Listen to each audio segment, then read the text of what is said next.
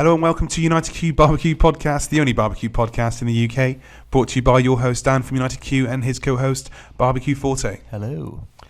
This episode is brought to you by our current sponsors, ProQ Smokers. ProQ is dedicated to providing you with quality smoking products with top-notch service and free advice for beginners to pitmasters. You can find them on Facebook, Twitter and Instagram under ProQ Smokers. Right, and today we have a special episode. It is a BrisketCast brought to you by Jackie Waite, the Queen of Barbecue. Hello. Hi there, guys. Hi, Jackie. For all of you listeners, that haven't tuned into episode 4 yet, silly not to, but you should go back and check that out, definitely. But for anyone that hasn't, Jackie, could you just introduce yourself? Yeah, my name is Jackie Waite. My barbecue name is Mad Cows Barbecue. I'm the 2004 World Barbecue Champion, the Jack Daniels Invitational World Barbecue Champion, the only non-American to win the competition in its 27-year history. I've also barbecued in competitions all through America, including the American Royal, the Houston Livestock Show and Rodeo, and lots of other small competitions. I'm currently the exec chef at Blue Smokehouse, based in Bracknell, Twickenham, and coming soon in Slough and lots of other places near you. Also a barbecue judge. I judge at Grillstock. I was once the head judge for the British Barbecue Society. I'm a Kansas City certified barbecue judge, and I've now probably bored you all to tears, so that's enough about me. You're well qualified, basically. I've cooked a brisket or two, put it that way. Yeah, you basically do not come better qualified to give this brisket cast, which is why we chose you as the one to do it, Jackie. So thank you very much for coming on and blessing us with this information. Thank you, I'm very flattered. Okay, so let's start the right at the beginning. As a farmer, you'll probably have, or as an ex-farmer, you'll probably have lots of information on this. But where do you source your meat? What breed do you tend to go for, and what sort of size of, and what grade do you tend to go for your briskets? Okay, as a former English farmer, it galls me, but the British marketplace really doesn't produce brisket that is suitable for competition. Our brisket, because we kill our cattle out a bit earlier than, say, America or Australia, briskets tend to be too thin. Thin brisket just doesn't work. It doesn't smoke, it dries out, and it's just not right for this type of low and slow barbecue. So, as much as I hate to say it, my preferred choice is either USDA brisket or Australian, believe it or not. I tend to opt more for Australian these days. There are some really good quality briskets out there. My supplier at the moment is Tom Hickson from Smithfield, and if I was competing ever again or recommending where people go for brisket, that would be one of my first points of call. Size-wise, I'd like to say the bigger the better, but not always. It's about thickness, not about size. You want to go with a brisket that is at least 2 inches thick, more if you can get it, and that's just the flat I'm talking about, not the point. So you just want to go with something that's really lovely and thick and well-sized, minimum of 5 kilos. So you mentioned flat and point there. Could you just tell the listeners what the flat and the point is? Okay. Brisket, let's start with where the brisket comes from, because the brisket cut on an American way of cutting is totally different to the way the Brits would cut the brisket, which is why most of our butchers get confused.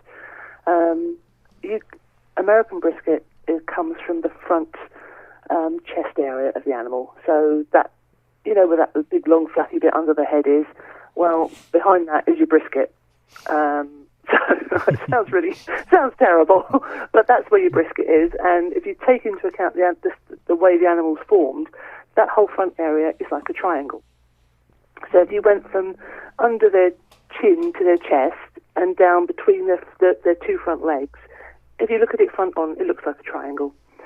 The top end of the triangle is your flat, the bottom end is your point. And you can easily tell them apart. The flat bit actually does look flat, and the point is the muscle that sits on top. The point tends to be cross-grained as opposed to single-grained.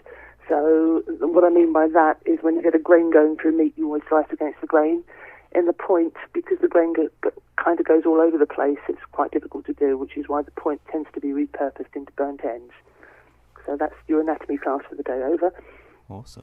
So for people that can't get hold of sort of Australian brisket or sort of USDA brisket, what key points are they looking for? Sort of a good marbling. Anything else that really they should be looking for? Really, just go and make friends with your butcher, especially if he's a traditional butcher. Explain to him what you want and what you're doing with it. You want to go with something that's thick and has got a bit of fat on it. Again, you need fat in brisket because it's the fat that gives you the flavour, that gives you the moisture. So marbling is key. Cool. So leading up to cooking this sort of beast of a cut, where do we begin? Do we trim, a rub, brine, inject? So sort of where do you start? Right. If I was doing I will describe the way I do brisket for competition, Awesome. and that is I like to trim most of the fat off. I'll leave about 2 mil up to 4 mil of fat covering the flat. I don't want all the fat to go because I need the fat for moisture. But if you've got too much fat on, what happens is you'll put your rub on, which we'll come to later on, and you'll end up trimming most of the rub off because there's so much fat that nobody really wants to eat that much fat. So I always go for between 2 and 4 mil thickness of fat covering the flat. I will trim any really big lumps of fat out of the point area, just so that there's still some fat, but it's not over the top. Yeah, awesome. And so then sort of what do you do next after you've sort of given it a trim? What do you tend to do next then? Is it a rub, a brine, or inject? Okay. Competition-wise, I would inject, but I'd inject very carefully because the last thing you want is a meat that's full of needle marks and marks and discoloration with whatever you've injected into the meat. So I would go into the meat carefully so that I didn't go through too much of a cross-section. I would always go in from the side as well because then you won't get the holes going through the meat when you're cutting it. You'll get them side on, which means they'll actually slice with the meat. I personally don't like all these chemicals that some people inject with, these dry things that you mix and get some sort of flavour out of. I actually use a really good beef stock, a strong beef stock, but it just gives you a little bit of fattiness and a little bit of moisture and a beefy flavour into the meat. Is that beef stock you tend to make yourself? Yeah, I would, and I'd always make a really good concentrated beef stock and then inject that in, and I'd also use some of it on the outside of the beef as well to give a good adhesion for the rub. So. Okay, so instead of like using like an oil or something to stick the rub, I'd use stock just to dampen the meat down, and if it's a good jellied stock, then you can rub that all over the meat and get flavour into the meat that way as well. What sort of basic flavours would people be looking to get into their rub or brine? Rub-wise, Sorry, I wouldn't brine a brisket, brine. so I'm not going to talk about brine for brisket because ignore that. All right, so the basic rub that I would use for brisket would have ingredients along the lines of sugar, salt, paprika, garlic, onions, pepper, a little bit of cumin, some chili powder, a bit of cayenne, and some ground coffee. Not instant coffee, just ground coffee, because I find ground coffee brings out more flavour to the beef. And all of those flavours give a good layering of flavours. It gives you a good combination of flavours to actually give you a more depth in the meat itself. Okay. How long before the cook do we inject then, and how long before the cook do we rub? Right. Competitions, you normally get your meat on the Friday lunchtime and your turnings on Saturday. So one of the first things I would do would be to prep the brisket and the pork, get the rub on as soon as I can. In the restaurant, for example, we always rub 24 hours in advance, and we leave the rub on for 24 hours because it just gives us that flavour going into the beef. So I would always leave the rub on brisket for as long as possible. Awesome, cool. And so then, once you get at the competition, you get given the brisket. Do you refrigerate it or do you leave it out? If it's at home, when do you bring it out of the fridge? Do you cook it cold or do you bring it out plenty of time to get up to room temperature? Or if I'm doing a long slow cook, I will take it from the fridge and put it into the smoker. If it's out for a little while, for about an hour or so, it's fine. But I don't like meat being left around on sides, going to room temperature, because that's when you start playing with bacteria that you don't really want on your food. So I tend to smoke from cold, and I also find the smoke takes better, because once that product warms up and then seals, then the smoke will stop going in. Cool, awesome. So what temperature are we initially putting that brisket in at? I would initially put the brisket into the smoker at about 180 Fahrenheit, which you guys can work it out yourself. There's plenty of conversion charts around there. But 180 Fahrenheit would be my starting temperature.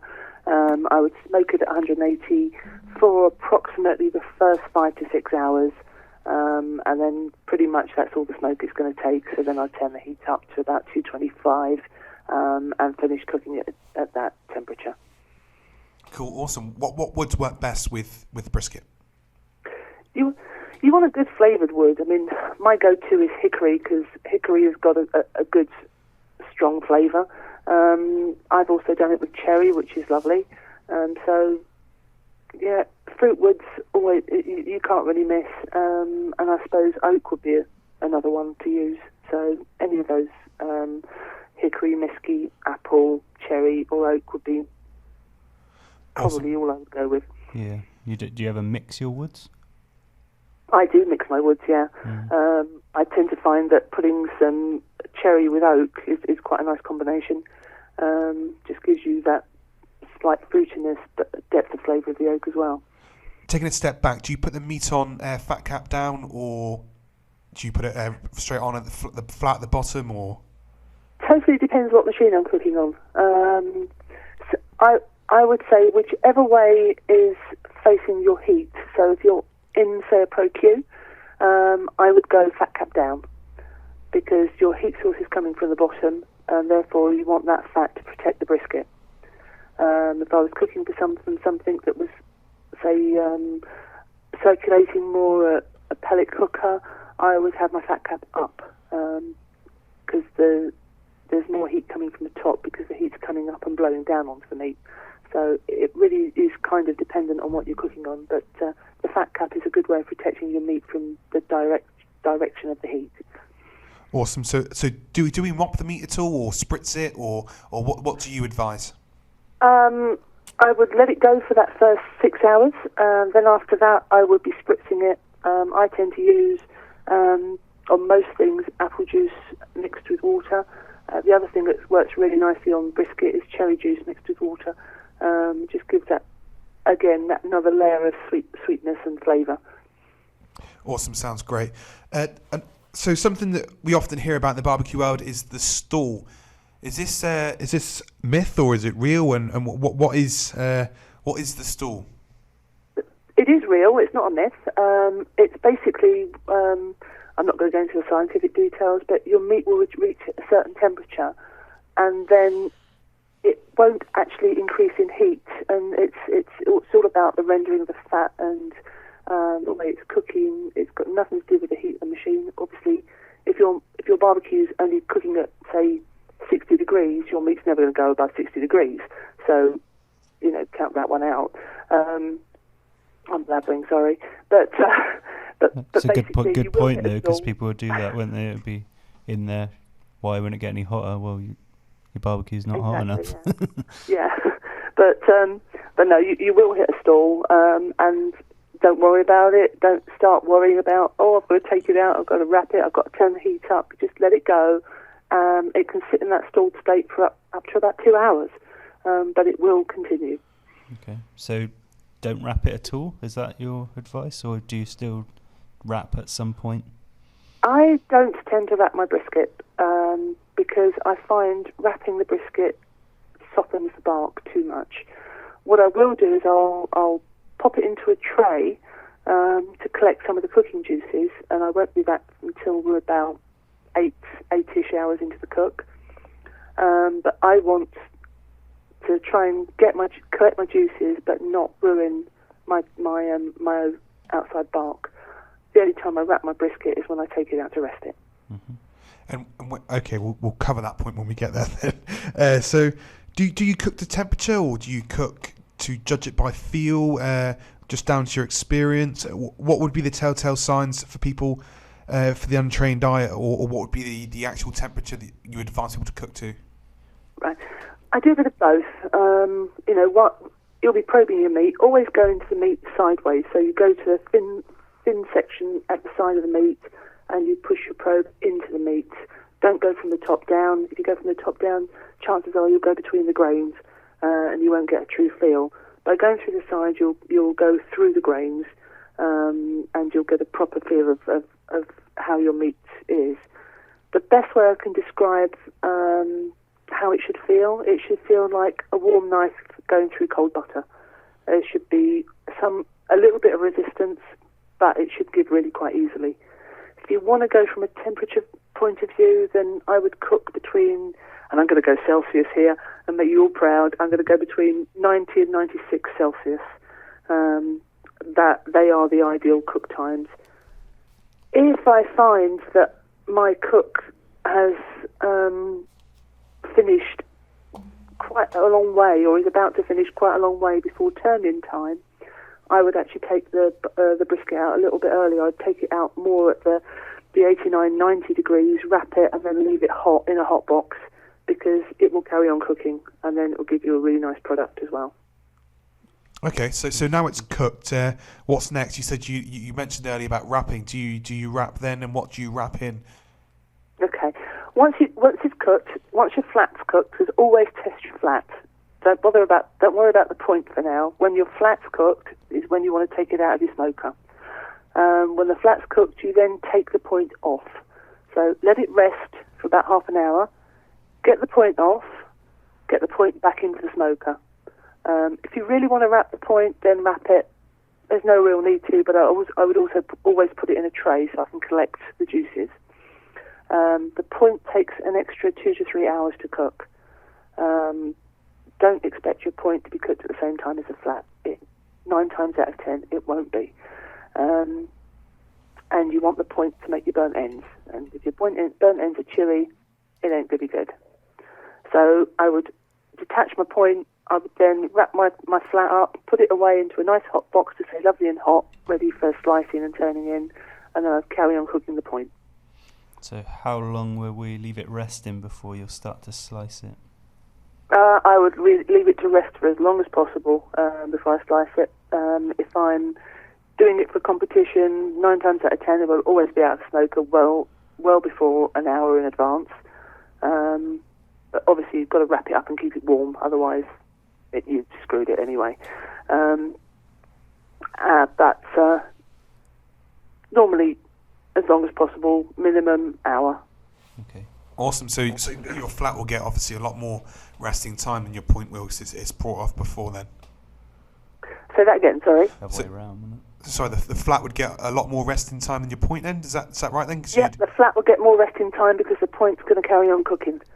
Awesome. The point, I'm not, you want to rest the point a bit, but I'm not as worried about the point resting as I am about the flat, because the flat needs to reabsorb all of that moisture. So if it's sitting in its little tray of juices that you've caught, it's going to soak some of those juices back in while it's resting.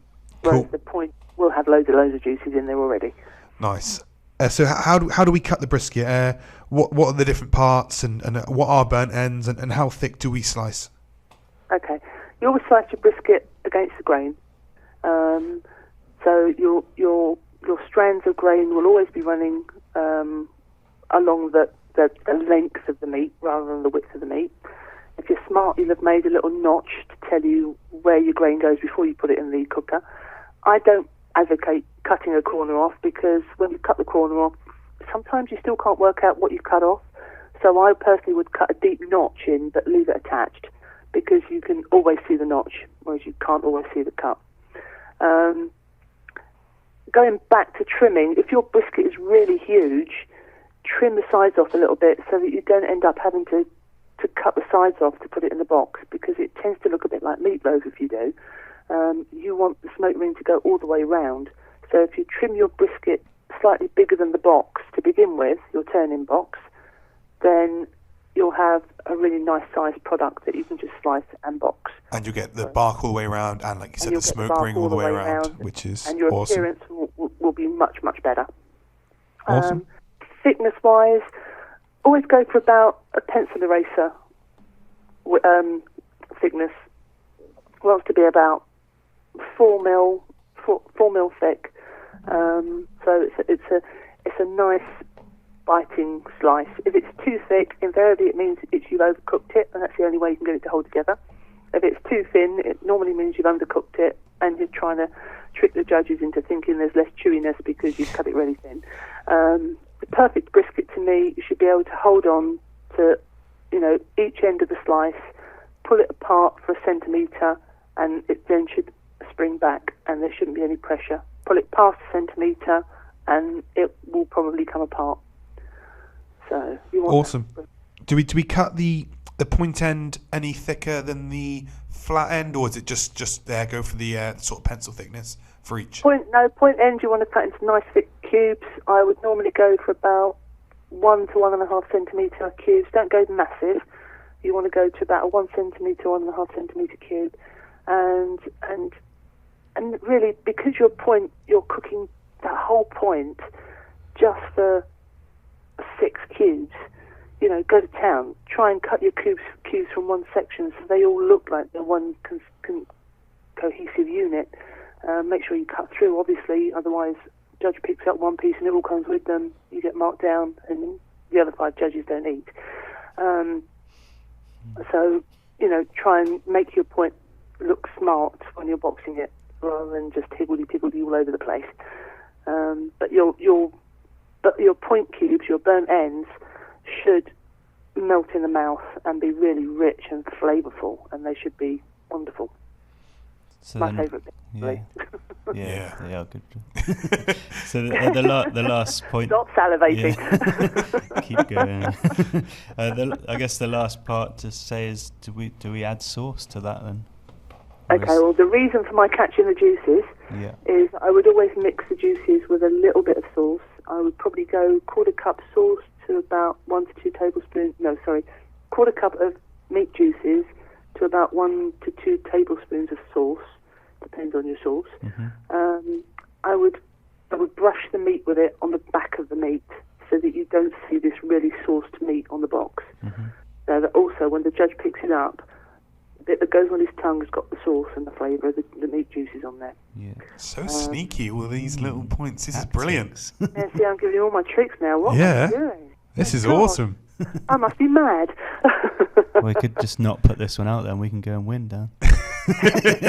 They do call you the Mad Cow Barbecue, so yeah, I think you are. Yeah, I know, it's crazy, eh? But the one thing I find as a judge is nothing worse than getting a mouthful of clumpy, gucky sauce. I get it on. It's worse on ribs and chicken, I have to admit. You bite in and just get this mouthful of sauce, and it's quite horrible. You want to taste the meat. The meat is what you're judging. You're not judging a sauce. So what you do is you sauce to complement the meat, not to overpower it. Cool. Great advice. Okay. Awesome. Thank you very much. And that was an awesome brisket cast. It is a very quick brisket cast, for probably one of the hardest things going to cook on a barbecue, but that's exactly what we wanted. Thank you very much, Jackie. I think you've provided some great secrets to the ultimate cook there from our world champion queen of barbecue. So thank you very much. You're most welcome. I'm looking forward to judging this year. Hopefully we'll get some really good brisket on the circuit this year. Yeah, so guys, make sure you've taken note of what Jackie's just said. Yeah, doesn't come from a better source. Doesn't come from a better source. So thank you very much, Jackie. Thanks for coming on the show again. And it's great to have you on. Been a great guest twice now, so thank you very much. You're welcome, and thank you for asking me again. Could you just, one more time, reel off where people can find you in case they want to ask you any questions about this or basically find out a little bit more information? Or Yep, you can find me at Mad Cows BBQ on Twitter, And Mad Cows BBQ is my Facebook page as well. So just do a Google search on Mad Cows BBQ and you'll probably find me. If not, put my name next to it and you'll definitely find me. Great. Awesome. Thank you very much, Jackie. Thank you very much. And hopefully we'll see you soon. Okay, thanks a lot. Cheers. Thanks.